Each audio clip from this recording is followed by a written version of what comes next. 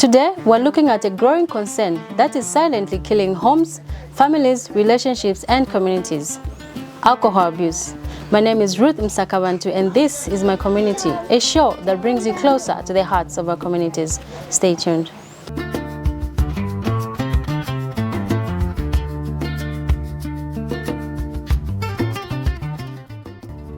From broken families to violence, unemployment, neglect, and health problems, the impact of alcohol abuse is being felt in many homes across our communities.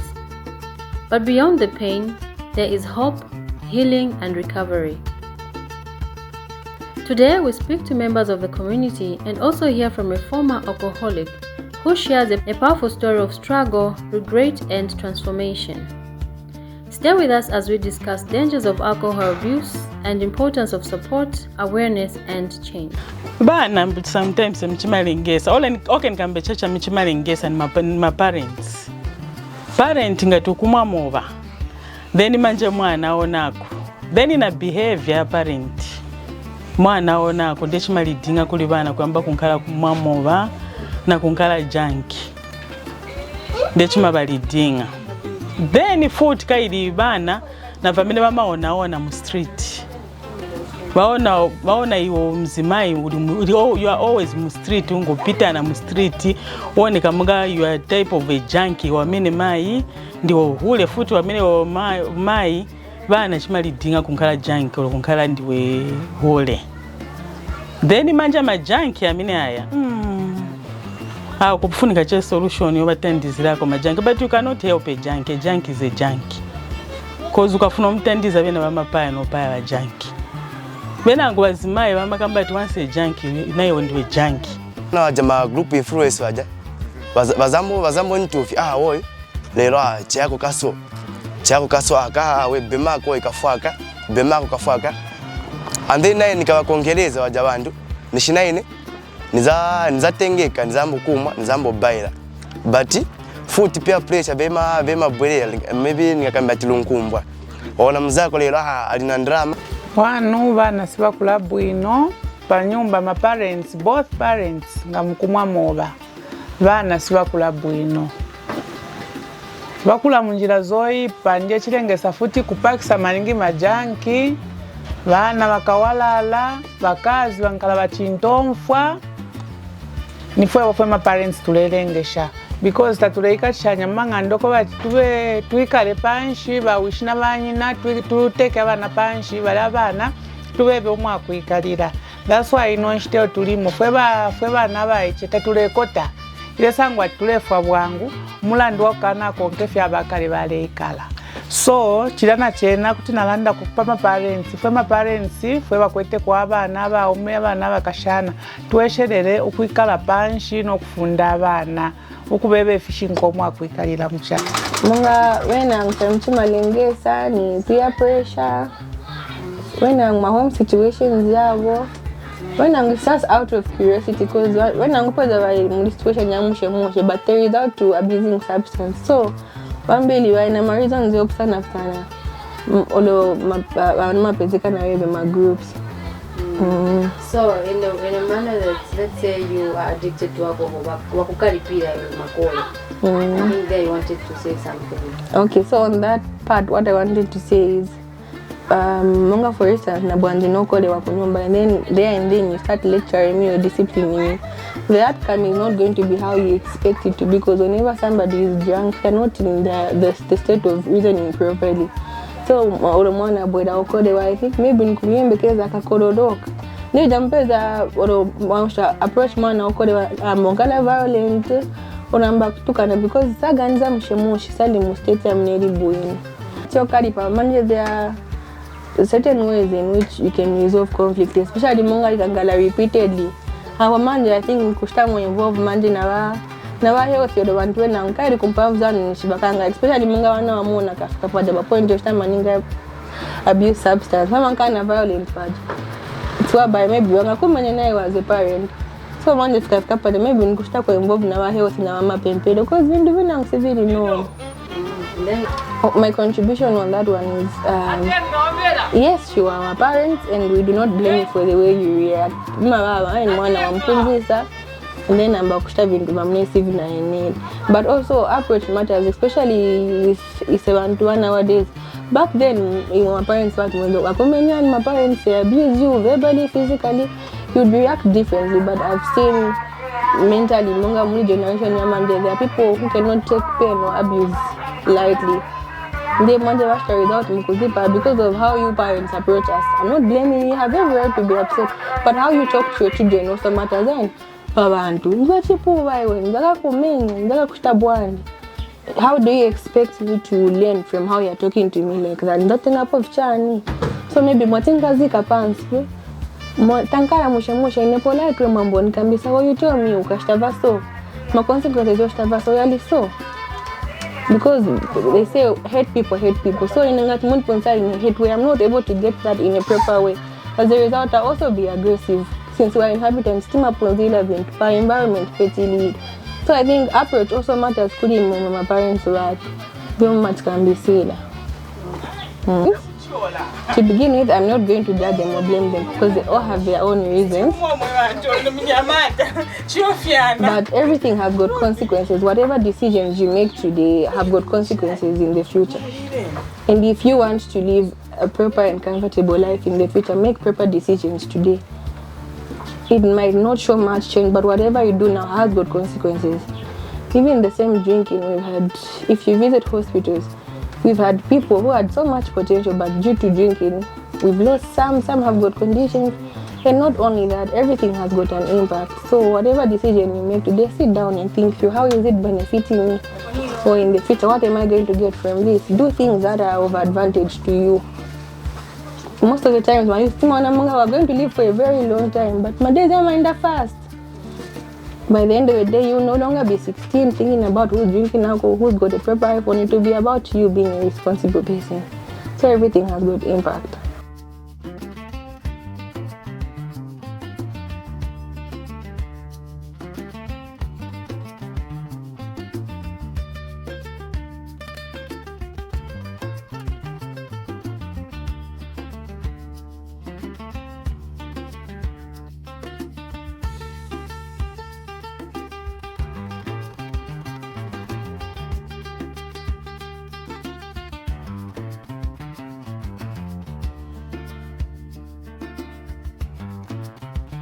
My name is Daniel Mbazima, and I am a recovering addict and a recovering alcoholic and a public health specialist by profession. I also happen to be the founder of Sanity House Rehabilitation Center. My experience with alcohol dates back to when I was in high school. It's something that I did as, something that I got into for the sake of experimenting out of curiosity. I wouldn't say peer pressure, but I was just pretty much curious. And I did test alcohol when I was in high school. When I went to university, that's when I started drinking.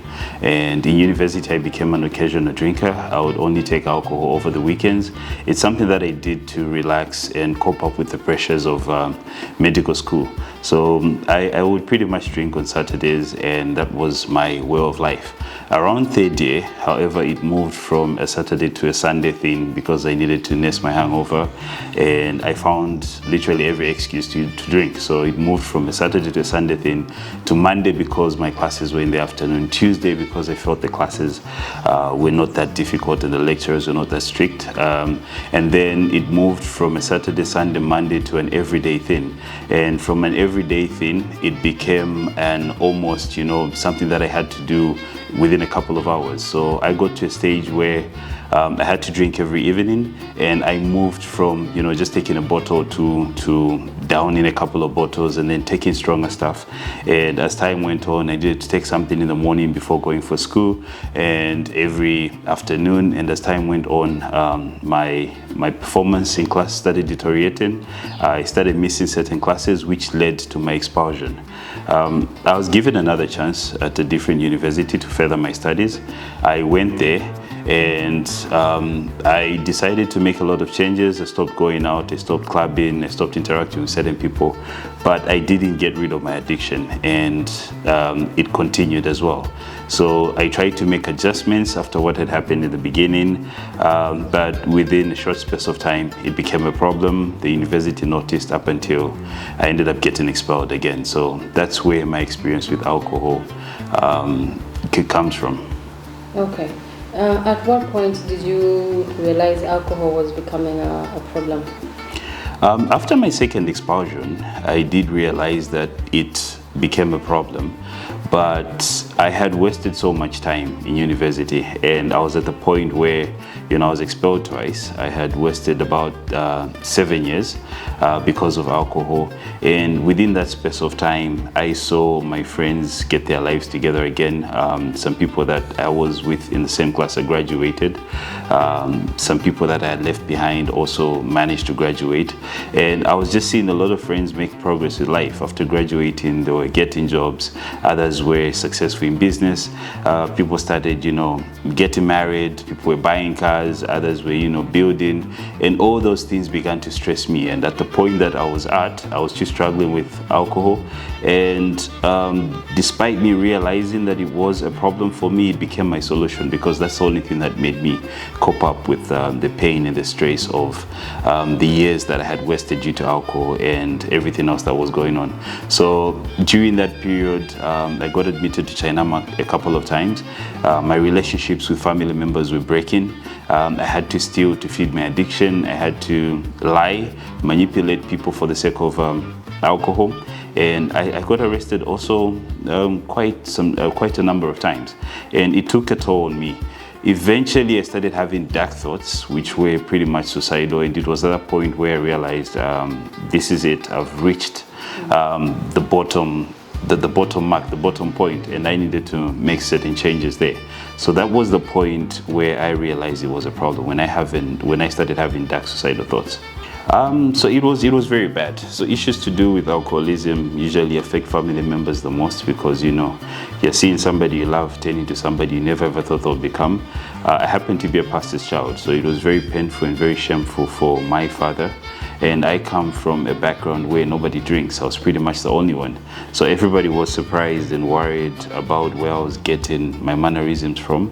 I was in a space where I had left home for 2 years, and I wasn't on talking terms with my siblings because they felt I was causing so much pain to my parents. But with my dad, we didn't have a relationship at all. It was very bad. It was very toxic, because every time we're in each other's space, we could get into these very, very bad arguments. Sometimes it would get physical, because most of the time I was high. With my mom also, it did have a serious effect on her. She struggled with high blood pressure because of my drinking. With my relatives as well, I had to steal from them. I think there's a time when I was moved from house to house because people felt they had the solution, but everywhere I went, I was just leaving a trail of damage. So that caused a bad relationship with my friends, my siblings, because of the lying, the manipulation, and just the failure of me to take responsibility or accountability of what I was doing. That also caused a strain in my relationships with them. Did you ever lose any opportunities due to alcohol abuse? Yes, there were times I was offered opportunities to either go back to school, but I still continued drinking. I was offered a job as well. I still continued drinking. I pretty much sold most of my things, phones, anything that was of value above 1 kwacha basically had to go. There are times I was called for certain interviews and I couldn't because I was probably drunk or I forgot about it. So I did lose a number of opportunities as well. Okay. The turning point for me was during the last years to do with addiction. There are times when I would try to stay away and to stay sober, but I just couldn't because I was addicted. And that's what happens with an addiction. Despite me mentally acknowledging that I have a problem, physically I couldn't just stop because I needed it. It became part of me. But my father started reading more about addiction, and he started understanding to say, it wasn't all about punishment because they did everything they could for me to get well. It wasn't about punishment. I needed professional help. So he changed his approach to me. Before, it was all about this tough, aggressive approach to everything, but we started having conversations. He started making me understand what I was going through, and he made it clear to say I was not the problem, but the drinking was what was causing problems in my life. And he started showing me people who had gone through what I had gone through. And it was at that moment where he talked me into getting into rehab. And after that, I checked into rehab and I met people that were like me, struggling as well. And I met people that had struggled with addiction and they had their lives together again. And that gave me hope to continue. And that's where the birth of Sanity House came about, because I dedicated my life to helping other people struggling with addiction as I did as well. First of all, it's important for families to understand that nobody grows up and says at the age of 30, I'm going to be an alcoholic. Nobody grows up and says at the age of 25, I'm going to be an addict. I'm going to drop out of school, and I want to spend most of my time on the streets, and I pretty much want to end up as nothing. Nobody grows up thinking like that. So one of the things that families, parents need to realize is an addiction, as much as it affects everybody, it also affects the person that is using. And they have lost the ability to make the right decision. They have lost the ability to get themselves out of it. You cannot just stop up until professional help comes in. So my advice would be, seek help. It is possible to get your loved one out of addiction. It is possible for your loved one to be free from the chains of addiction, but they much need your support. Punishment does not do anything. Aggressiveness does not do anything. It just pushes the person away more and more and more. So there is a way that you get to talk to people who struggle with addiction. You reach out to people that are familiar with such issues, because in most cases, families focus on the drinking or on the drugs alone. They forget that there are causes and conditions of why that person is using. So many people could be using because they are depressed, and as long as you keep targeting the alcohol, as long as you keep targeting the drugs, you miss out what is going on with that person. A number of people actually end up using drugs because of I would say issues to do with neglect. In cases where the parents were not around, people struggle with abandonment issues.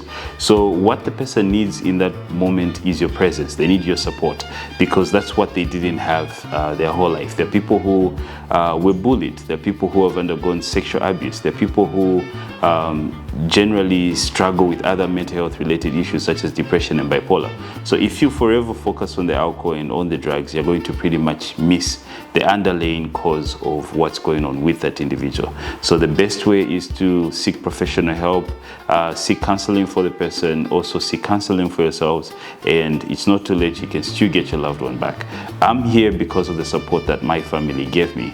If they gave up on me, I possibly wouldn't have been doing what I'm doing. I wouldn't have been here. I pretty much would have ended up in 3 places, which is where addiction takes you. That's possibly the hospital, jail, or the mortuary. But I'm here because my family supported me. They never gave up on me. I know it can be painful, it's embarrassing, but where everybody saw the ending, my family saw the beginning of a new story. So don't give up on your loved one, reach out. I had blacked out, yeah, and it was a cop that actually took this picture. Yeah, it was a cop that took this picture. The only reason I have it is they had sent it to my parents. Yeah, so they sent it to my parents. They say, this is what your son is going through. In this picture also, this is the time I used to have a lot of dreads and dead hair. Yeah, so yeah, I was fresh at some point, but these were the processes that addiction took me through.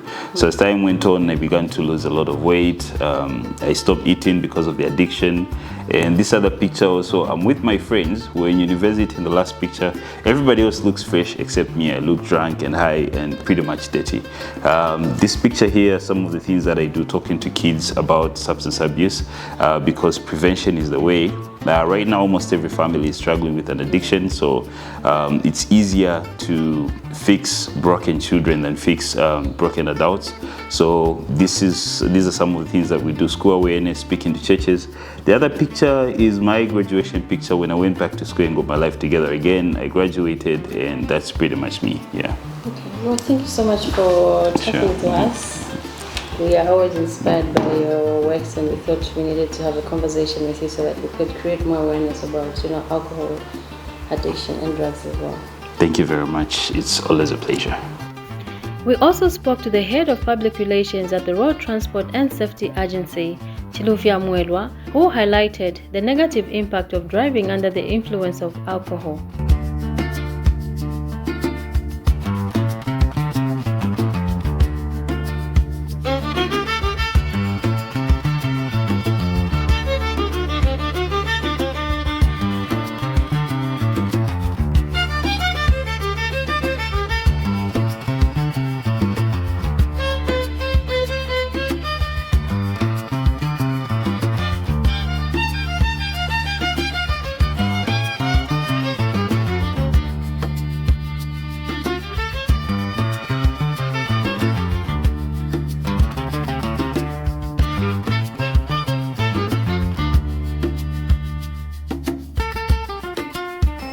Hello, welcome to the Road Transport and Safety Agency. My name is Chilufya Mwelwa. I'm the head of public relations here at RTSA.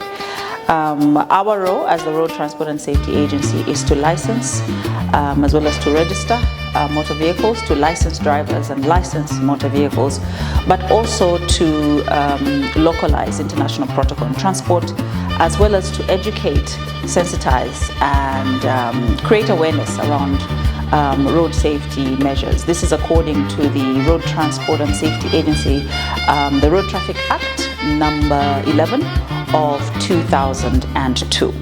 Why is it important for a driver or a road user to be sober when using the road? First of all, as a driver, when you are under the influence of drugs as well as alcohol, your vision is impaired. You're not able to see clearly what's happening on the road. Something that you think is very far might be, quite close. So that also affects your driving. Your sense of judgment is also impaired in the sense that you're not able to calculate and make proper decisions as you drive on the road. You want to overtake where you shouldn't necessarily overtake, and you also sort of disregard other road users, and these include, the most vulnerable road users that we have are the pedestrians. So it is very important that as a driver, as a motorcyclist, as a pedestrian as well, you are sober as you are using the shared facility of a public road. It is very important also to stay sober in the sense that you might cause an accident, and not just putting yourself in danger, but putting other road users in danger. There are some pedestrians as well who, after a long night of drinking or a long day of drinking, they now want to walk home and they want to walk into the main road, disregarding the fact that there are trucks that are moving, there are motor vehicles that are moving, there are motorcycles that are moving, and this person wants to walk into the road, or what is known as jaywalking. This is also against the law, against the Road Traffic Act. So you need to be very responsible as you decide to use the road. We always say that road safety is a shared responsibility. You might, think that the road sits with the police, it sits with the Road Transport and Safety Agency, but we all have a role to play because one day or the other, we are either driving, we're either on a motorcycle, or we are either walking or jogging. As you know that there's a lot of marathons now in the country. So we are all road users, pedestrians or runners at some point. So we all have a role to play. You need to understand your responsibility in the way you use the road. Respect other road users, ensure that you're visible to other road users, follow the stipulated legal speed limits on our roads, and ensure that you are sober, you are not driving under the influence, you're not walking on the main road or public road under the influence, you're not riding your motorcycle under the influence, but also you're not using your mobile phones, you're not distracted in any way. I think it's also important to mention that sometimes women might say, oh, I don't use my phone when driving, but you're putting your makeup on when driving. That is a destructive habit. And remember, you're carrying passengers who are also relying on you to arrive at their destination safe. So specifically for alcohol intake, it is not allowed to drink and drive. It is not allowed for you to walk in a public road while drunk. It is not allowed for you to ride your motorcycle while under the influence of alcohol or any other drug. The Road Transport and Safety Agency, I did mention, has a mandate to educate and sensitize. It sits under our safety department. We have a unit specifically for education. In collaboration with public relations, we embark on activities where we go into the community to educate, to sensitize, to create awareness on the importance of road safety. We also teach you the different aspects of road safety. So those activities are ongoing. We recently launched a campaign called I Pledge, where we've partnered with key community, national, and national leaders that are pledging to road safety, basically trying to create that awareness and inspiration to everybody else. And we've partnered with the Vice President of the Republic of Zambia. We have we did partner also with our former Minister of Transport and Logistics. We have also partnered with our stakeholders in the road sector. That's the RDA, the Road Fund Agency, and we have also decided to partner with community leaders such as, B-Flow, who leads a group of musicians in this country who are always traveling to and from destinations going to perform. So this campaign is ongoing, and we want to ensure that people get to see their favorite personality or their favorite leader and adopt that pledge. So that was recently launched earlier this month. We also have been pushing the seatbelt campaign, where we're encouraging, drivers to always buckle up immediately they get into their car and ensure that their passengers are also buckled up. So these campaigns are ongoing. Through our provincial teams in the 10 provinces where our RTSA is present, we have teams that go into the community. So they go to markets, they go to primary and secondary schools to teach members of the public, children, pupils, school-going children, their responsibility on the road, as well as understanding the different aspects of the road and what they need to look out for, but also the different road safety aspects. So these activities are ongoing. These activities are very paramount and important for us, because road safety starts with awareness. You know something and you're able to act on it. So it's very important for us. So according to the Road Traffic Act, you as a passenger have a responsibility to speak out when you see whether a driver or any road user disregarding road rules. The most common obviously being driver speeding, or maybe intoxicated, under the influence of alcohol. You have a responsibility to report this, whether to the police or to ourselves. We have an emergency toll-free line, 983, that you can dial, and our call center staff will be able to pick it up. You describe what is happening, you give us the details of the motor vehicle with a number plate, the name of the bus, where you are, what is happening at that point, and we're able to interact and then follow up. So if that bus has a GPS, which it must have according to the law, we'll be able to track it and see where it's at. Whether it's in Mukushi, it's in Serenje, we'll then call our teams there. Remember, I mentioned that we have presence in all the 10 provinces of this country. So our enforcement teams on the ground there will be able to intercept it and stop it and tell them that you are all overloaded, find another bus, make these people get off, find another bus for them, or you're overspeeding, we're charging you a penalty, or we are impounding your bus, find alternative transport for these people.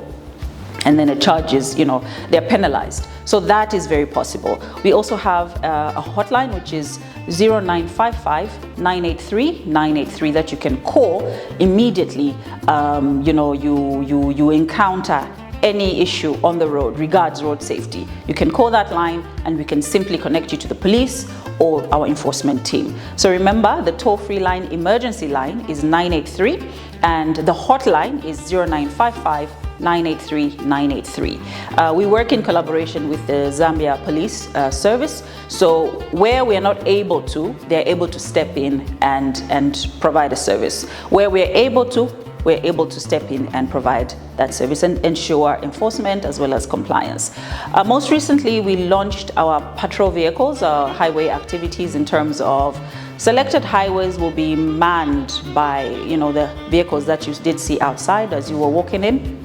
So these will be sent to selected highways across the country to ensure that, you know, truckers, bus drivers, private motor vehicles are driving within the stipulated speed limits and they are being compliant to all the statutory requirements. So that's ensuring that their motor vehicles are fit, they have road tax, as well as licensing. So all this is being done to ensure that the passenger is safe, the passenger feels confident. Remember that you don't even have to tell the driver anything. You don't have to have that interaction with them. Just call us, report, give us the details of where you are, the name of the bus, the number plate, and what this person is doing, and we'll be able to interact and, you know, intercept them through the owners of the bus or through our enforcement teams on the ground as you move. So make use of our emergency toll-free line 983, our hotline 0955 983 983. We also visited Kulima Tower bus station to get views from members of the public and motorists on the dangers of drunk driving. Ine mazina yanga ndine Christopher Piri, ndine disciplinary chairman pa Chawama Route. I question ya wene mwanifunsa ati mmachita bwanji driver ngati mwampeza kumwamowa. Isi as a Kulima Tower, according to leadership ya Nicholas Banda, popular known as the father, tikampeza nuokolewa driver, timamcharginga, timampasa punishment. Stichita allow driver kuyenza bantu nishinuokolewa. Sure. Otherwise, ndema wene timasevenzera in terms of nkani ya mowa. Chamene sitima bachitira allow kuti bayenza bantu nibokolewa. Timayangana pangani ya accident. Niva mbiri vochitika, misbehave kuma passengers. Isaze Kulima Tower timafuna conductor or driver ana ulemu kuma passengers because baja bantu bamakwerera muno every time and then. So kwa ichi muno stichita allow nkani ya mowa. Thank you for joining us on My Community.